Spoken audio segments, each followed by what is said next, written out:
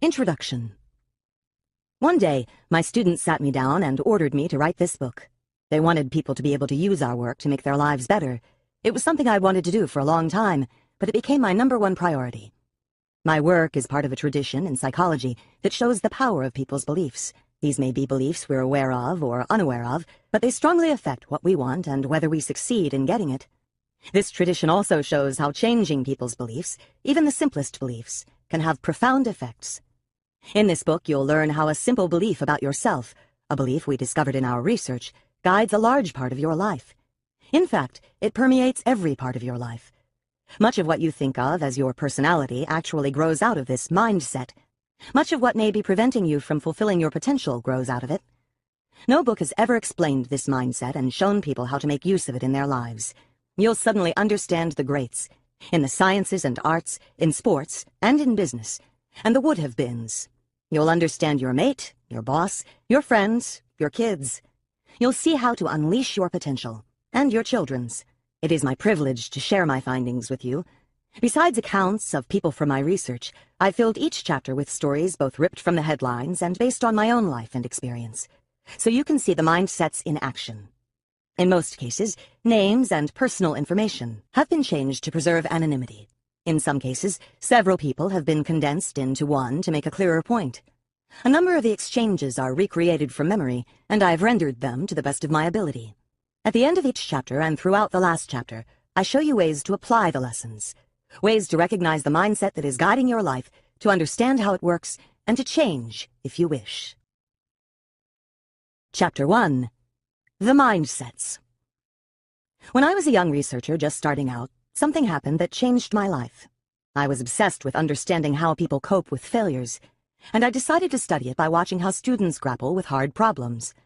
So I brought children one at a time to a room in their school, made them feel comfortable, and then gave them a series of puzzles to solve. The first ones were fairly easy, but the next ones were hard. As the students grunted, perspired, and toiled, I watched their strategies and probed what they were thinking and feeling. I expected differences among the children in how they coped with the difficulty, but I saw something I never expected. Confronted with the hard puzzles, one 10-year-old boy pulled up his chair, rubbed his hands together, smacked his lips, and cried out, "I love a challenge." Another, sweating away on these puzzles, looked up with a pleased expression and said with authority, "You know, I was hoping this would be informative." What's wrong with them? I wondered. I had always thought you coped with failure or you didn't cope with failure. I never thought anyone loved failure. Were these alien children, or were they onto something? Everyone has a role model, someone who pointed the way at a critical moment in their lives. These children were my role models. They obviously knew something I didn't, and I was determined to figure it out, to understand the kind of mindset that could turn a failure into a gift. What did they know? They knew that human qualities, such as intellectual skills, could be cultivated through effort. And that's what they were doing, getting smarter. Not only weren't they discouraged by failure, they didn't even think they were failing. They thought they were learning. I, on the other hand, thought human qualities were carved in stone. You were smart, or you weren't, and failure meant you weren't. It was that simple. If you could arrange successes and avoid failures, at all costs, you could stay smart. Struggles, mistakes, perseverance were just not part of this picture. Whether human qualities are things that can be cultivated or things that are carved in stone is an old issue. What these beliefs mean for you is a new one. What are the consequences of thinking that your intelligence or personality is something you can develop, as opposed to something that is a fixed, deep-seated trait? Let's first look in on the age-old, fiercely waged debate about human nature, and then return to the question of what these beliefs mean for you. Why do people differ? Since the dawn of time, people have thought differently, acted differently, and fared differently from each other. It was guaranteed that someone would ask the question of why people differed, why some people are smarter or more moral, or whether there was something that made them permanently different. Experts lined up on both sides. Some claimed that there was a strong physical basis for these differences, making them unavoidable and unalterable. Through the ages, these alleged physical differences have included bumps on the skull, phrenology, the size and shape of the skull, craniology, and today, genes. Others pointed to the strong differences in people's backgrounds, experiences, training, or ways of learning. It may surprise you to know that a big champion of this view was Alfred Binet, the inventor of the IQ test. Wasn't the IQ test meant to summarize children's unchangeable intelligence? In fact, no. Binet, a Frenchman working in Paris in the early 20th century, designed this test to identify children who were not profiting from the Paris public schools, so that new educational programs could be designed to get them back on track. Without denying individual differences in children's intellects, he believed that education and practice could bring about fundamental changes in intelligence. Here's a quote from one of his major books, Modern Ideas About Children, in which he summarizes his work with hundreds of children with learning difficulties. A few modern philosophers assert that an individual's intelligence is a fixed quantity, a quantity which cannot be increased. We must protest and react against this brutal pessimism. With practice, training, and above all, method, we manage to increase our attention, our memory, our judgment, and literally to become more intelligent than we were before. Who's right? Today, most experts agree that it's not either or. It's not nature or nurture, genes or environment. From conception on, there's a constant give and take between the two. In fact, as Gilbert Gottlieb, an eminent neuroscientist, put it, not only do genes and environment cooperate as we develop, but genes require input from the environment to work properly. At the same time, scientists are learning that people have more capacity for lifelong learning and brain development than they ever thought. Of course, each person has a unique genetic endowment. People may start with different temperaments and different aptitudes, but it is clear that experience, training, and personal effort take them the rest of the way. Robert Sternberg, the present-day guru of intelligence, writes that the major factor in whether people achieve expertise is not some fixed prior ability, but purposeful engagement. Or, as his forerunner Binet recognized, it's not always the people who start out the smartest who end up the smartest. What does all this mean for you? The two mindsets. It's one thing to have pundits spouting their opinions about scientific issues. It's another thing to understand how these views apply to you. For 20 years, my research has shown that the view you adopt for yourself profoundly affects the way you lead your life. It can determine whether you become the person you want to be and whether you accomplish the things you value. How does this happen? How can a simple belief have the power to transform your psychology and, as a result, your life? Believing that your qualities are carved in stone, the fixed mindset, creates an urgency to prove yourself over and over. If you have only a certain amount of intelligence, a certain personality, and a certain moral character, well then you'd better prove that you have a healthy dose of them. It simply wouldn't do to look or feel deficient in these most basic characteristics. Some of us are trained in this mindset from an early age. Even as a child, I was focused on being smart. But the fixed mindset was really stamped in by Mrs. Wilson, my 6th grade teacher. Unlike Alfred Binet, she believed that people's IQ scores told the whole story of who they were. We were seated around the room in IQ order, and only the highest IQ students could be trusted to carry the flag, clap the erasers, or take a note to the principal. Aside from the daily stomach aches she provoked with her judgmental stance, she was creating a mindset in which everyone in the class had one consuming goal: look smart, don't look dumb. Who cared about or enjoyed learning when our whole being was at stake every time she gave us a test or called on us in class?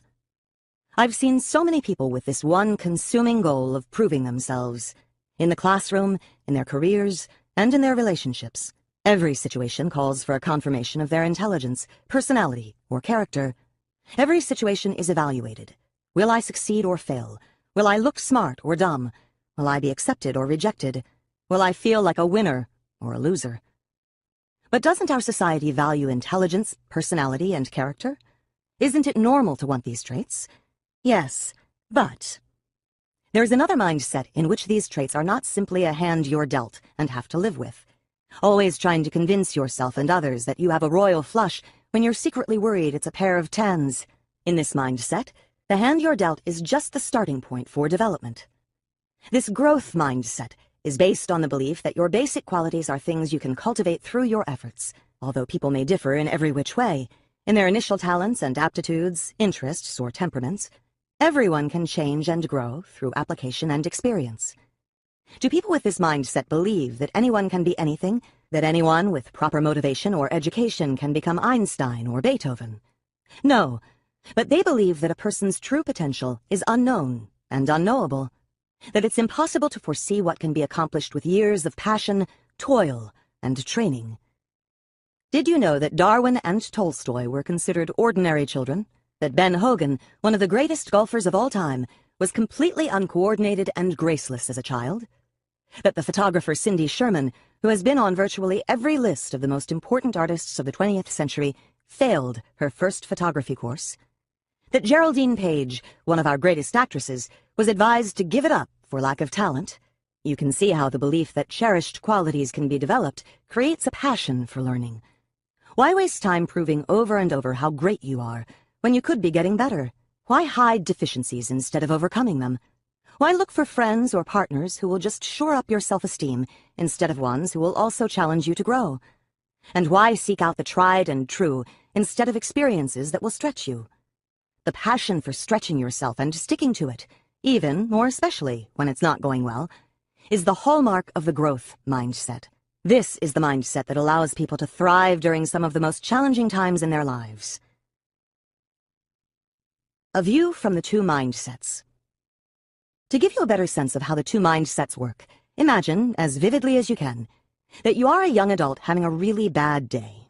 One day you go to a class that is really important to you and that you like a lot. The professor returns the midterm papers to the class.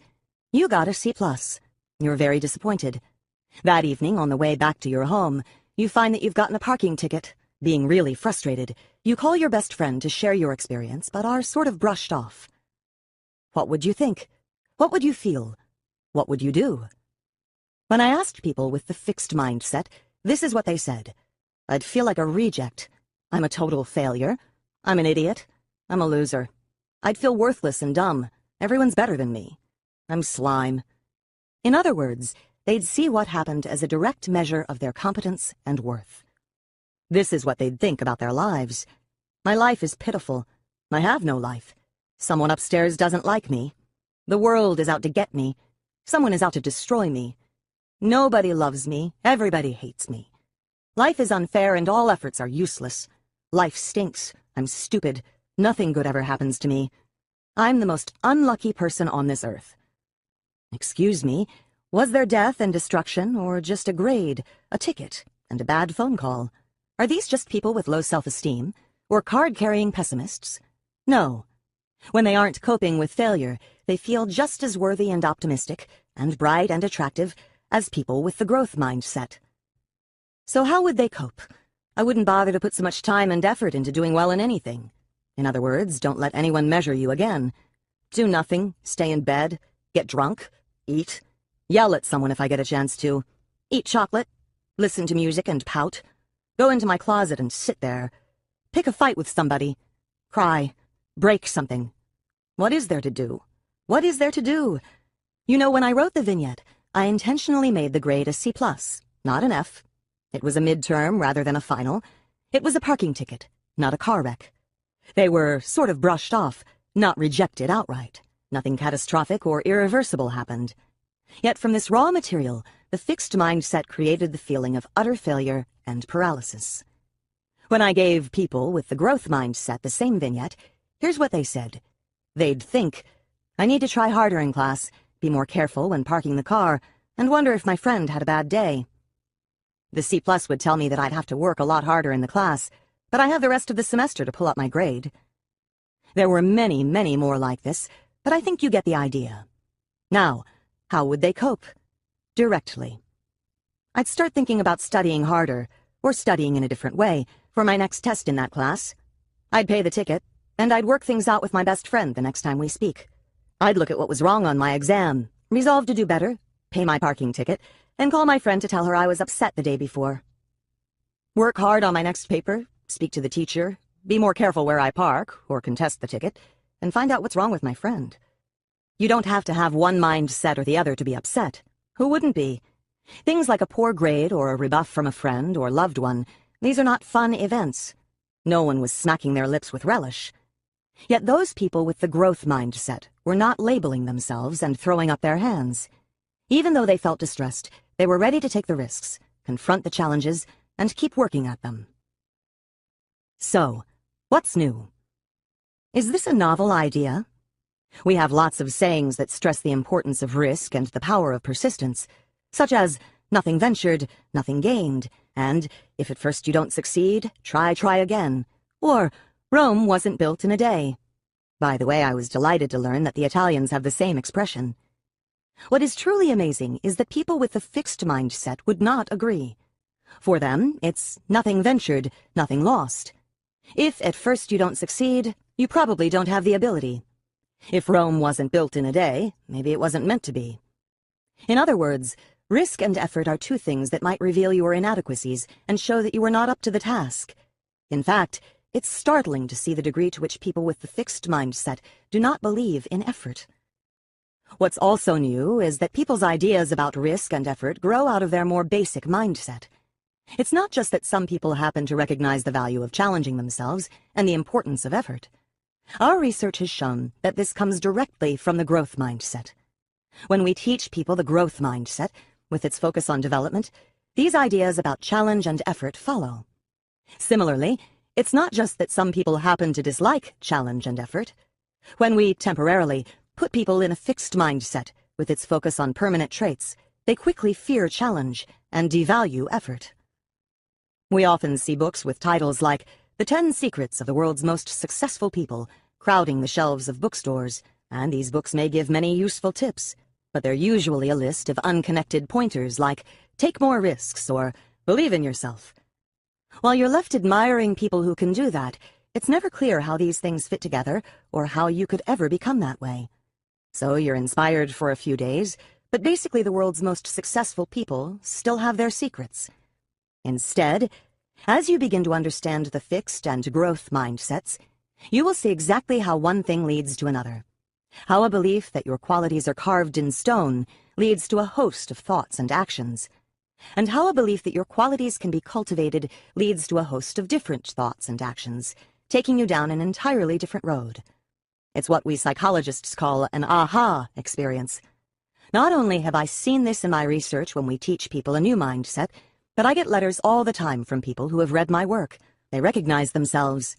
As I read your article, I literally found myself saying over and over again, "This is me! This is me!" They see the connections. Your article completely blew me away. I felt I had discovered the secret of the universe. They feel their mindsets reorienting. I can certainly report a kind of personal revolution happening in my own thinking, and this is an exciting feeling. And they can put this new thinking into practice for themselves and others. Your work has allowed me to transform my work with children and see education through a different lens.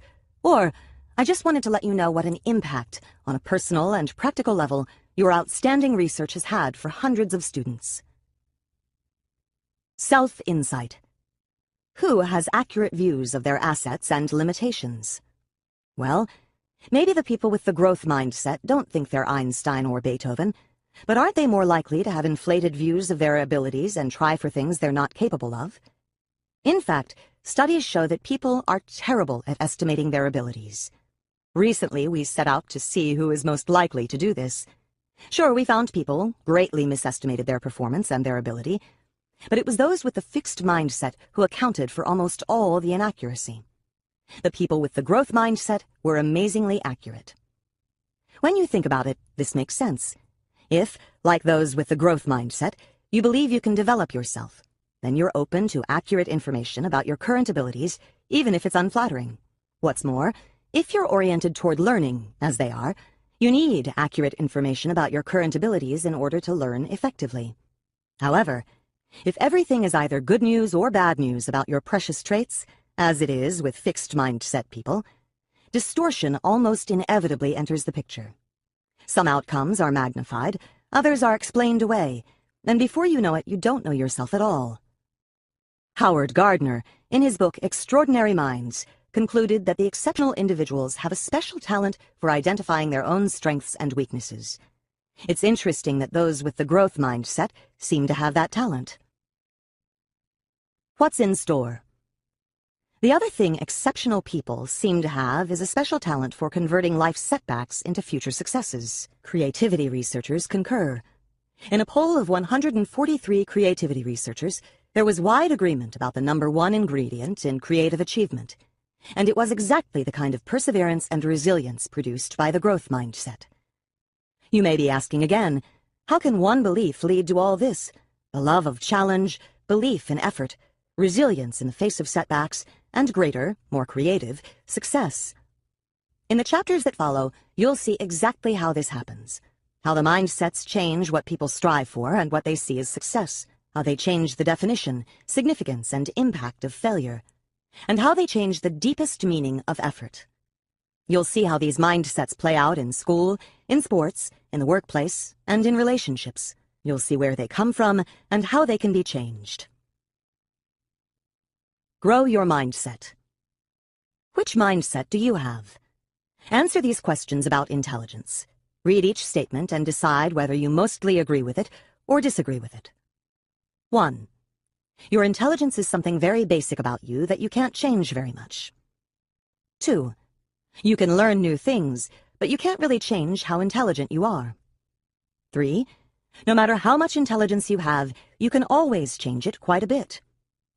4. You can always substantially change how intelligent you are. Questions 1 and 2 are the fixed mindset questions. Questions 3 and 4 reflect the growth mindset. Which mindset did you agree with more? You can be a mixture, but most people lean toward one or the other. You also have beliefs about other abilities. You could substitute artistic talent, sports ability, or business skill for intelligence. Try it. It's not only your abilities, it's your personal qualities too. Look at these statements about personality and character and decide whether you mostly agree or mostly disagree with each one. 1. You are a certain kind of person, and there is not much that can be done to really change that. 2. No matter what kind of person you are, you can always change substantially. 3. You can do things differently, but the important parts of who you are can't really be changed. 4. You can always change basic things about the kind of person you are. Here, questions 1 and 3 are the fixed mindset questions, and questions 2 and 4 reflect the growth mindset. Which did you agree with more? Did it differ from your intelligence mindset? It can. Your intelligence mindset comes into play when situations involve mental ability. Your personality mindset comes into play in situations that involve your personal qualities. For example, how dependable, cooperative, caring, or socially skilled you are. The fixed mindset makes you concerned with how you'll be judged. The growth mindset makes you concerned with improving. Here are some more ways to think about mindsets. Think about someone you know who is steeped in the fixed mindset. Think about how they're always trying to prove themselves and how they're super sensitive about being wrong or making mistakes. Did you ever wonder why they were this way?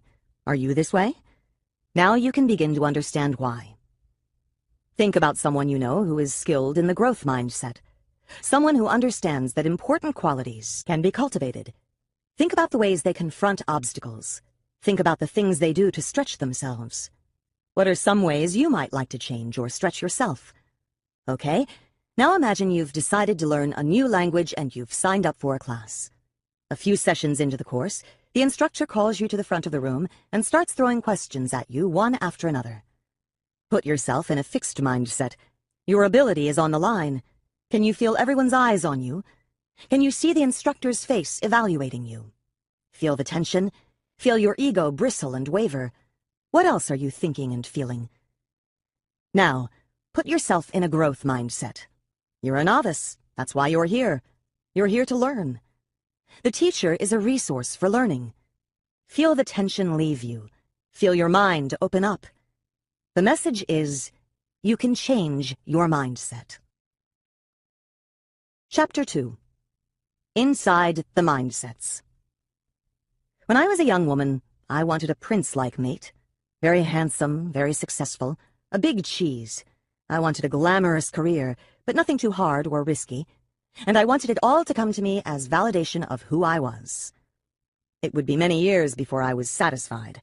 I got a great guy, but he was a work in progress. I have a great career, but boy, is it a constant challenge. Nothing was easy. So why am I satisfied? I changed my mindset. I changed it because of my work. One day, my doctoral student, Mary Bandura, and I were trying to understand why some students were so caught up in proving their ability, while others could just let go and learn. Suddenly we realized that there were two meanings to ability, not one. A fixed ability that needs to be proven, and a changeable ability that can be developed through learning. That's how the mindsets were born. I knew instantly which one I had. I realized why I had always been so concerned about mistakes and failures. And I recognized for the first time that I had a choice. When you enter a mindset, you enter a new world. In one world, the world of fixed traits, success is about proving you're smart or talented, validating yourself. In the other, the world of changing qualities, it's about stretching yourself to learn something new, developing yourself. In one world, failure is about having a setback, getting a bad grade, losing a tournament, getting fired, getting rejected. It means you're not smart or talented. In the other world, failure is about not growing, not reaching for the things you value. It means you're not fulfilling your potential. In one world, effort is a bad thing. It, like failure, means you're not smart or talented. If you were, you wouldn't need effort. In the other world, effort is what makes you smart or talented. You have a choice. Mindsets are just beliefs. They're powerful beliefs, but they're just something in your mind. And you can change your mind. As you read, think about where you'd like to go and which mindset will take you there. Is success about learning or proving you're smart? Benjamin Barber, an eminent sociologist, once said, "I don't divide the world into the weak and the strong, or the successes and the failures. I divide the world into the learners and non-learners." What on earth would make someone a non-learner? Everyone is born with an intense drive to learn. Infants stretch their skills daily, not just ordinary skills, but the most difficult tasks of a lifetime, like learning to walk and talk. They never decide it's too hard or not worth the effort. Babies don't worry about making mistakes or humiliating themselves. They walk, they fall, they get up. They just barge forward. What could put an end to this exuberant learning? The fixed mindset. As soon as children become able to evaluate themselves, some of them become afraid of challenges. They become afraid of not being smart. I have studied thousands of people from preschoolers on, and it's breathtaking how many reject an opportunity to learn. We offered 4-year-olds a choice. They could redo an easy jigsaw puzzle, or they could try a harder one. Even at this tender age, children with the fixed mindset, the ones who believed in fixed traits, stuck with the safe one. Kids who are born smart don't do mistakes, they told us. Children with the growth mindset, the ones who believed you could get smarter, thought it was a strange choice. "Why are you asking me to do this, lady? Why would anyone want to keep doing the same puzzle over and over?" They chose one hard one after another. "I'm dying to figure them out," exclaimed one little girl. So children with the fixed mindset want to make sure they succeed. Smart people should always succeed. But for children with the growth mindset, success is about stretching themselves. It's about becoming smarter. One 7th-grade girl summed it up. "I think intelligence is something you have to work for. It isn't just given to you. Most kids, if they're not sure of an answer, will not raise their hand to answer the question. But what I usually do is raise my hand, because if I'm wrong, then my mistake will be corrected. Or I will raise my hand and say, 'How would this be solved?' Or, 'I don't get this, can you help me?' Just by doing that, I'm increasing my intelligence." Beyond puzzles. It's one thing to pass up a puzzle. It's another to pass up an opportunity that's important to your future. To see if this would happen, we took advantage of an unusual situation. At the University of Hong Kong, everything is in English. Classes are in English, textbooks are in English, and exams are in English. But some students who enter the university are not fluent in English, so it would make sense for them to do something about it in a hurry. As students arrived to register for their freshman year, we knew which ones were not skilled in English. And we asked them a key question. If the faculty offered a course for students who need to improve their English skills, would you take it? We also measured their mindset. We did this by asking them how much they agreed with statements like this: "You have a certain amount of intelligence, and you can't really do much to change it." People who agree with this kind of statement have a fixed mindset. Those who have a growth mindset agree that you can always substantially change how intelligent you are. Later, we looked at who said yes to the English course. The students with the growth mindset gave an emphatic yes. But those with the fixed mindset were not very interested. Believing that success is about learning, students with the growth mindset seized the chance. But those with the fixed mindset didn't want to expose their deficiencies. Instead, to feel smart in the short run, they were willing to put their college careers at risk. This is how the fixed mindset makes people into non-learners. Brain waves tell the story. You can even see the difference in people's brain waves. People with both mindsets came into our brainwave lab at Columbia. As they answered hard questions and got feedback, we were curious about when their brain waves would show them to be interested and attentive. People with a fixed mindset were only interested when the feedback reflected on their ability. Their brain waves showed them paying close attention when they were told whether their answers were right or wrong. But when they were presented with information that could help them learn, there was no sign of interest. Even when they'd gotten an answer wrong, they were not interested in learning what the right answer was. Only people with a growth mindset paid close attention to information that could stretch their knowledge. Only for them was learning a priority. What's your priority? If you had to choose, which would it be? Loads of success and validation, or lots of challenge? It's not just on intellectual tasks that people have to make these choices. People also have to decide what kinds of relationships they want. Ones that bolster their egos or ones that challenge them to grow. Who is your ideal mate? We put this question to young adults, and here's what they told us. People with the fixed mindset said the ideal mate would put them on a pedestal, make them feel perfect, worship them. In other words, the perfect mate would enshrine their fixed qualities. My husband says that he used to feel this way, that he wanted to be the god of a one person, his partner's, religion. Fortunately, he chucked this idea before he met me. People with the growth mindset hoped for a different kind of partner. They said their ideal mate was someone who would see their faults and help them to work on them, challenge them to become a better person, encourage them to learn new things. Certainly, they didn't want people who would pick on them or undermine their self-esteem, but they did want people who would foster their development. They didn't assume they were fully evolved, flawless beings who had nothing more to learn. Are you already thinking, uh-oh, what if two people with different mindsets get together? A growth mindset woman tells about her marriage to a fixed mindset man. I had barely gotten all the rice out of my hair when I began to realize I made a big mistake. Every time I said something like, "Why don't we try to go out a little more?" or "I'd like it if you consulted me before making decisions," he was devastated. Then, instead of talking about the issue I raised, I'd have to spend literally an hour repairing the damage and making him feel good again. Plus, he would then run to the phone to call his mother, who always showered him with the constant adoration he seemed to need. We were both young and new at marriage. I just wanted to communicate. So the husband's idea of a successful relationship, total uncritical acceptance, was not the wife's. And the wife's idea of a successful relationship, confronting problems, was not the husband's. One person's growth was the other person's nightmare. CEO disease.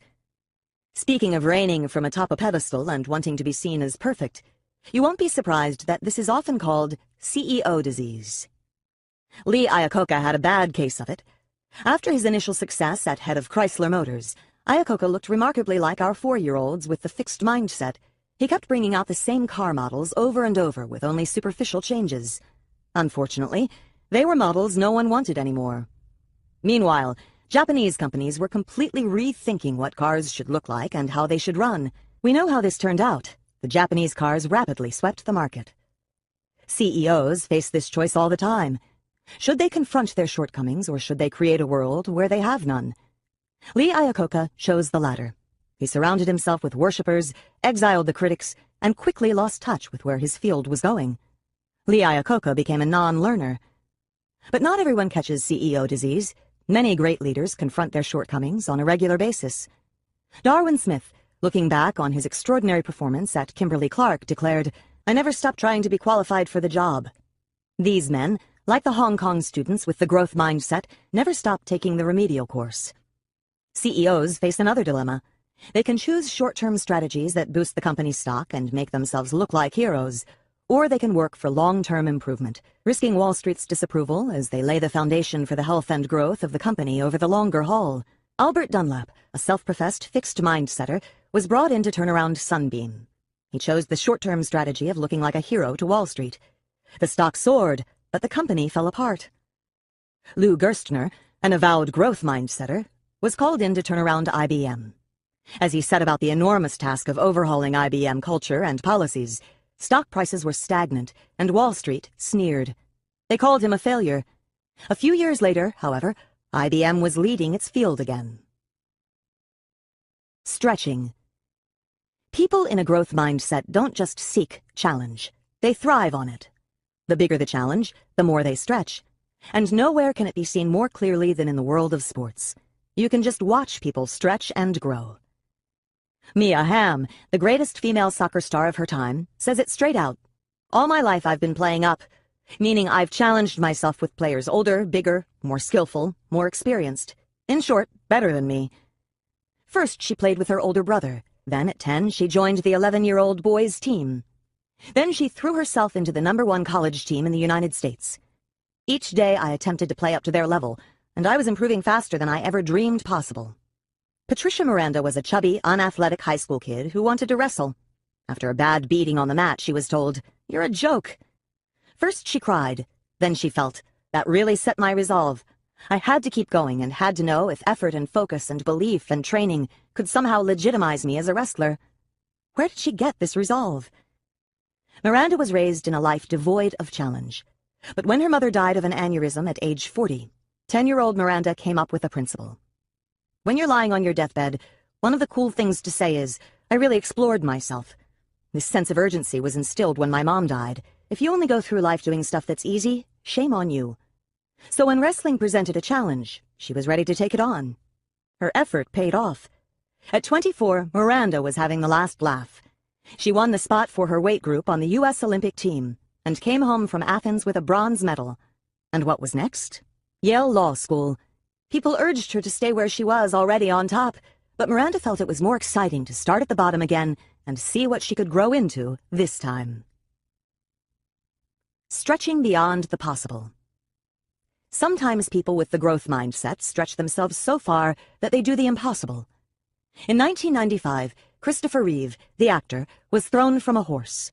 His neck was broken, his spinal cord was severed from his brain, and he was completely paralyzed below the neck. Medical science said, "So sorry, come to terms with it." Reeve, however, started a demanding exercise program that involved moving all parts of his paralyzed body with the help of electrical stimulation. Why couldn't he learn to move again? Why couldn't his brain once again give commands that his body would obey? Doctors warned that he was in denial and setting himself up for disappointment. They had seen this before, and it was a bad sign for his adjustment. But really, what else was Reeve doing with his time? Was there a better project? 5 years later, Reeve started to regain movement. First it happened in his hands, then his arms, then legs, and then torso. He was far from cured, but brain scans showed that his brain was once more sending signals to his body that the body was responding to. Not only did Reeve stretch his abilities, he changed the entire way science thinks about the nervous system and its potential for recovery. In doing so, he opened a whole new vista for research and a whole new avenue of hope for people with spinal cord injuries. Thriving on the sure thing. Clearly, people with the growth mindset thrive when they're stretching themselves. When do people with the fixed mindset thrive?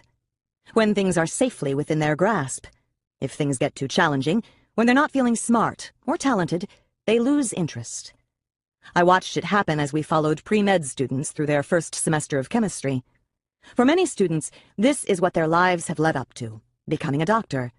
And this is the course that decides who gets to be one. It's one heck of a hard course, too.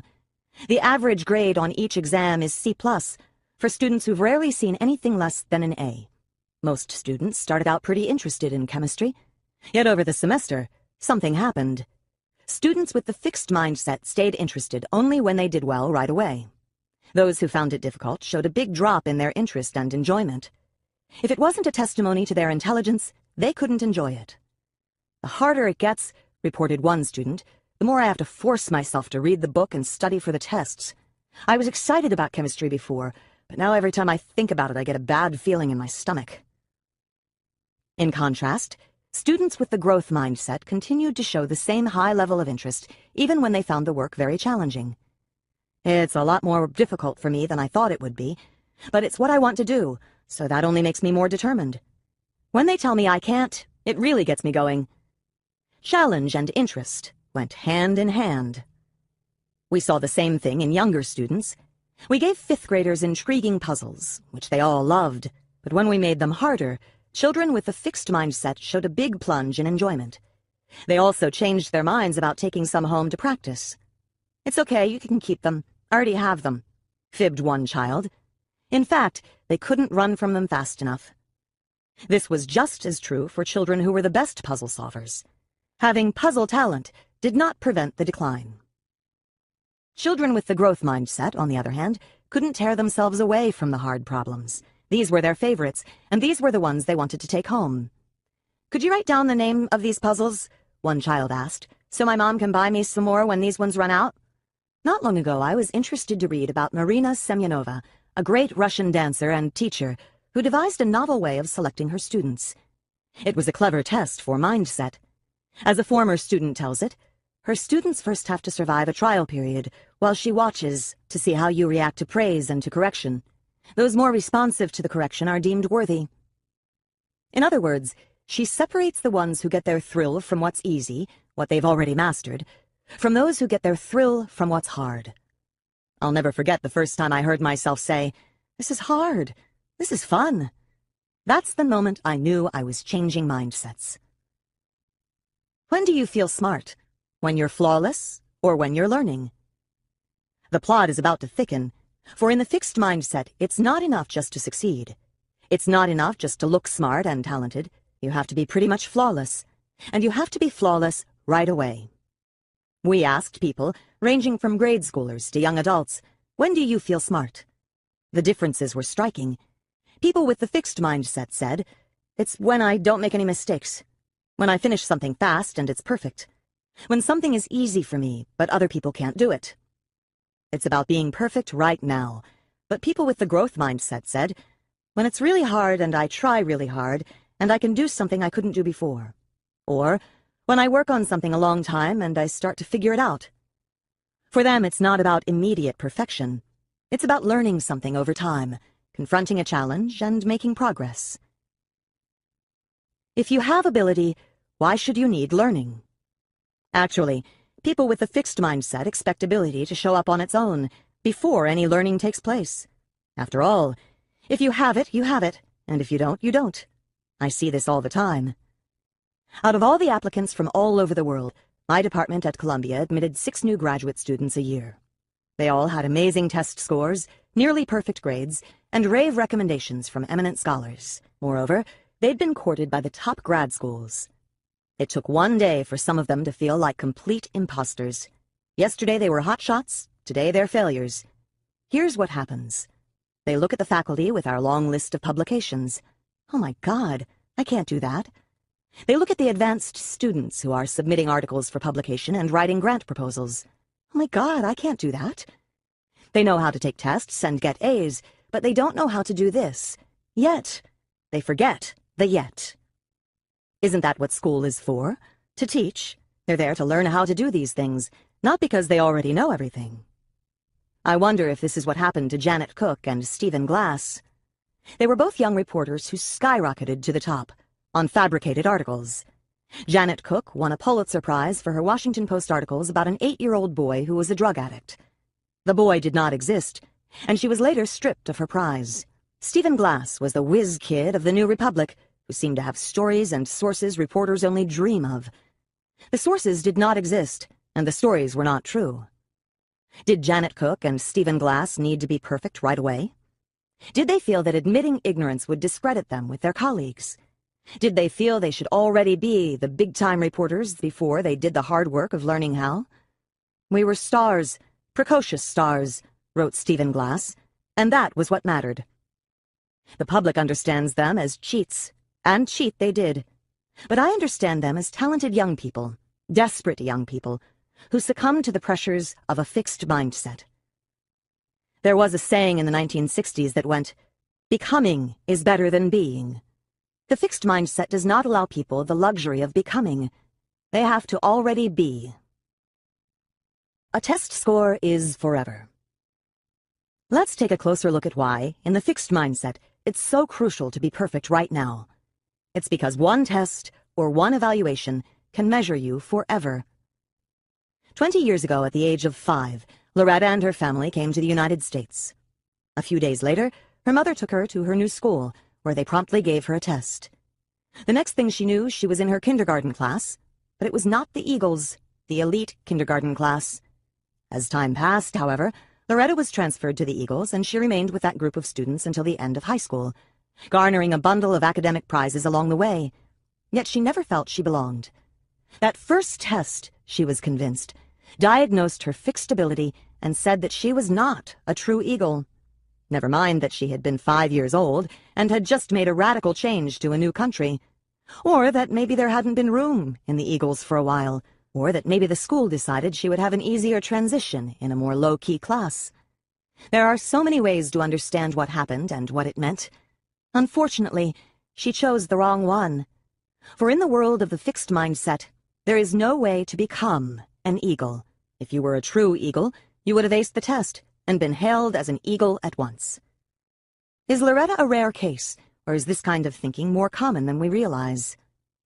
To find out, we showed fifth graders a closed cardboard box and told them it had a test inside. This test, we said, measured an important school ability. We told them nothing more. Then we asked them questions about the test. First, we wanted to make sure that they'd accept our description, so we asked them, "How much do you think this test measures an important school ability?" All of them had taken our word for it. Next, we asked, "Do you think this test measures how smart you are?" And, "Do you think this test measures how smart you'll be when you grow up?" Students with the growth mindset had taken our word that the test measured an important ability, but they didn't think it measured how smart they were, and they certainly didn't think it would tell them how smart they'd be when they grew up. In fact, one of them told us, "No way, ain't no test can do that." But the students with the fixed mindset didn't simply believe the test could measure an important ability. They also believed, just as strongly, that it could measure how smart they were, and how smart they'd be when they grew up. They granted one test the power to measure their most basic intelligence now and forever. They gave this test the power to define them. That's why every success is so important. Another look at potential. This leads us back to the idea of potential, and to the question of whether tests or experts can tell us what our potential is, what we're capable of, what our future will be. The fixed mindset says yes. You can simply measure the fixed ability right now and project it into the future. Just give the test or ask the expert. No crystal ball needed. So common is the belief that potential can be known right now that Joseph P. Kennedy felt confident in telling Morton Downey Jr. that he would be a failure. What had Downey, later a famous television personality and author, done? Why, he had worn red socks and brown shoes to the Stork Club. "Morton," Kennedy told him, "I don't know anybody I've ever met in my life wearing red socks and brown shoes who ever succeeded. Young man, let me tell you now, you do stand out, but you don't stand out in a way that people will ever admire you." Many of the most accomplished people of our era were considered by experts to have no future. Jackson Pollock, Marcel Proust, Elvis Presley, Ray Charles, Lucille Ball, and Charles Darwin were all thought to have little potential for their chosen fields. And in some of these cases, it may well have been true that they did not stand out from the crowd early on. But isn't potential someone's capacity to develop their skills, with effort, over time? And that's just the point. How can we know where effort and time will take someone? Who knows? Maybe the experts were right about Jackson, Marcel, Elvis, Ray, Lucille, and Charles, in terms of their skills at the time. Maybe they were not yet the people they were to become. I once went to an exhibit in London of Paul Cézanne's early paintings. On my way there, I wondered who Cézanne was and what his paintings were like before he was the painter we know today. I was intensely curious because Cézanne is one of my favorite artists, and the man who set the stage for much of modern art. Here's what I found. Some of the paintings were pretty bad. They were overwrought scenes, some violent, with amateurishly painted people, although there were some paintings that foreshadowed the later Cézanne. Many did not. Was the early Cézanne not talented, or did it just take time for Cézanne to become Cézanne? People with the growth mindset know it takes time for potential to flower. Recently, I got an angry letter from a teacher who had taken one of our surveys. The survey portrays a hypothetical student, Jennifer, who had gotten 65% on a math exam. It then asks teachers to tell us how they would treat her. Teachers with the fixed mindset were more than happy to answer our questions. They felt that by knowing Jennifer's score, they had a good sense of who she was and what she was capable of. Their recommendations abounded. Mr. Reardon, by contrast, was fuming. Here's what he wrote. To whom it may concern. Having completed the educator's portion of your recent survey, I must request that my results be excluded from the study. I feel that the study itself is scientifically unsound. Unfortunately, the test uses a faulty premise, asking teachers to make assumptions about a given student based on nothing more than a number on a page. Performance cannot be based on one assessment. You cannot determine the slope of a line given only 1 point, as there is no line to begin with. A single point in time does not show trends, improvement, lack of effort, or mathematical ability. Sincerely, Michael D. Reardon. I was delighted with Mr. Reardon's critique and couldn't have agreed with it more. An assessment at one point in time has little value for understanding someone's ability, let alone their potential to succeed in the future. It was disturbing how many teachers thought otherwise, and that was the point of our study. The idea that one evaluation can measure you forever is what creates the urgency for those with the fixed mindset. That's why they must succeed perfectly and immediately. Who can afford the luxury of trying to grow when everything is on the line right now? Is there another way to judge potential? NASA thought so. When they were soliciting applications for astronauts, they rejected people with pure histories of success and instead selected people who had had significant failures and bounced back from them. Jack Welch, the celebrated CEO of General Electric, chose executives on the basis of runway, their capacity for growth. And remember Marina Semyonova, the famed ballet teacher, who chose the students who were energized by criticism. They were all rejecting the idea of fixed ability and selecting instead for mindset. Proving you're special. When people with the fixed mindset opt for success over growth, what are they really trying to prove? That they're special, even superior. When we ask them, when do you feel smart? So many of them talked about times they felt like a special person, someone who was different from and better than other people. Until I discovered the mindsets and how they work, I too thought of myself as more talented than others, maybe even more worthy than others because of my endowments. The scariest thought, which I rarely entertained, was the possibility of being ordinary. This kind of thinking led me to need constant validation. Every comment, every look was meaningful. It registered on my intelligence scorecard, my attractiveness scorecard, my likability scorecard. If a day went well, I could bask in my high numbers. One bitter cold winter night, I went to the opera. That night, the opera was everything you hope for, and everyone stayed until the very end, not just the end of the opera, but through all the curtain calls. Then we all poured into the street, and we all wanted taxis. I remember it clearly. It was after midnight, it was 7 degrees, there was a strong wind, and as time went on, I became more and more miserable. There I was, part of an undifferentiated crowd. What chance did I have? Suddenly, a taxi pulled up right next to me. The handle of the back door lined up perfectly with my hand, and as I entered, the driver announced, "You were different." I lived for those moments. Not only was I special, it could be detected from a distance. The self-esteem movement encourages this kind of thinking and has even invented devices to help confirm your superiority. I recently came across an ad for such a product. 2 of my friends send me an illustrated list each year of the top 10 things they didn't get me for Christmas. From January through November, they clip candidate items from catalogs or download them from the internet. In December, they select the winners. One of my all-time favorites is the pocket toilet, which you fold up and return to your pocket after using. This year, my favorite was the I Love Me mirror, a mirror with I Love Me in huge capital letters written across the bottom half. By looking into it, you can administer the message to yourself and not wait for the outside world to announce your specialness. Of course, the mirror is harmless enough. The problem is when special begins to mean better than others. A more valuable human being, a superior person, an entitled person. Special, superior, entitled. John McEnroe had a fixed mindset. He believed that talent was all. He did not love to learn. He did not thrive on challenges. When the going got rough, he often folded. As a result, by his own admission, he did not fulfill his potential. But his talent was so great that he was the #1 tennis player in the world for 4 years. Here he tells us what it was like to be #1. McEnroe used sawdust to absorb the sweat on his hands during a match. This time the sawdust was not to his liking, so he went over to the can of sawdust and knocked it over with his racket. His agent, Gary, came dashing over to find out what was wrong. "You call that sawdust?" I said. I was actually screaming at him. The sawdust was ground too fine. "This looks like rat poison. Can't you get anything right?"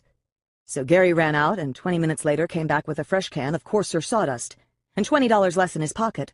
He'd had to pay a union employee to grind up a 2x4. This is what it was like to be #1. He goes on to tell us about how he once threw up all over a dignified Japanese lady who was hosting him. The next day she bowed, apologized to him, and presented him with a gift. This, McEnroe proclaims, is also what it was like to be #1.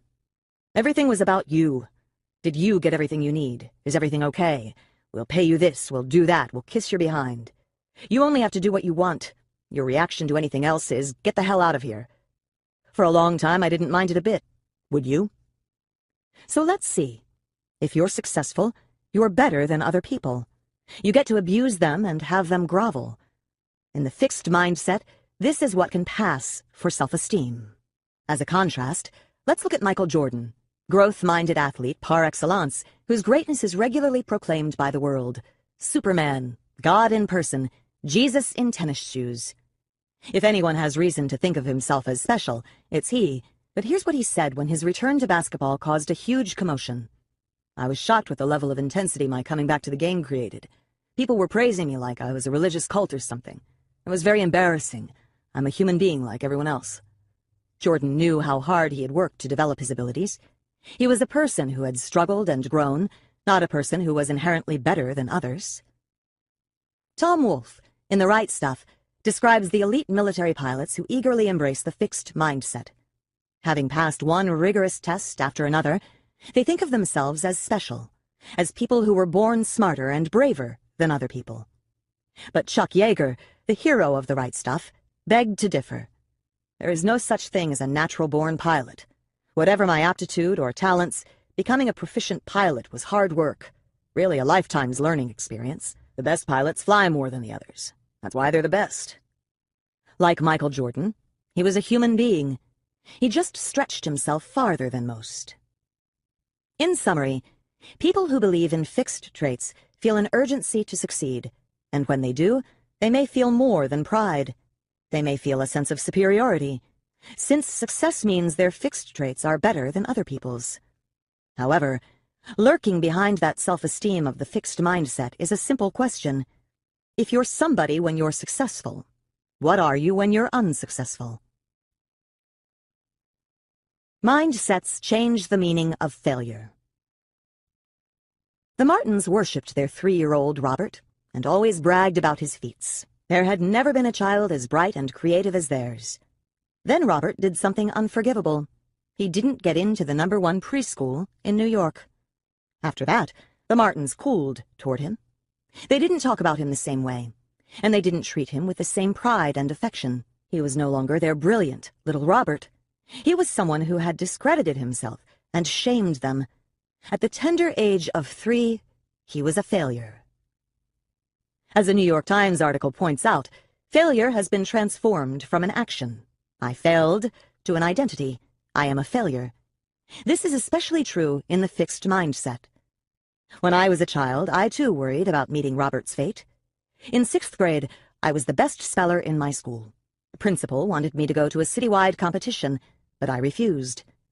In 9th grade, I excelled in French, and my teacher wanted me to enter a citywide competition. Again, I refused. Why would I risk turning from a success into a failure, from a winner into a loser? Ernie Els, the great golfer, worried about this too. Els finally won a major tournament after a 5-year dry spell, in which match after match slipped away from him. What if he had lost this tournament too? I would have been a different person, he tells us. He would have been a loser. Each April, when the skinny envelopes, the rejection letters, arrive from colleges, countless failures are created coast to coast. Thousands of brilliant young scholars become the girl who didn't get into Princeton, or the boy who didn't get into Stanford. defining moments. Even in the growth mindset, failure can be a painful experience. But it doesn't define you. It's a problem to be faced, dealt with,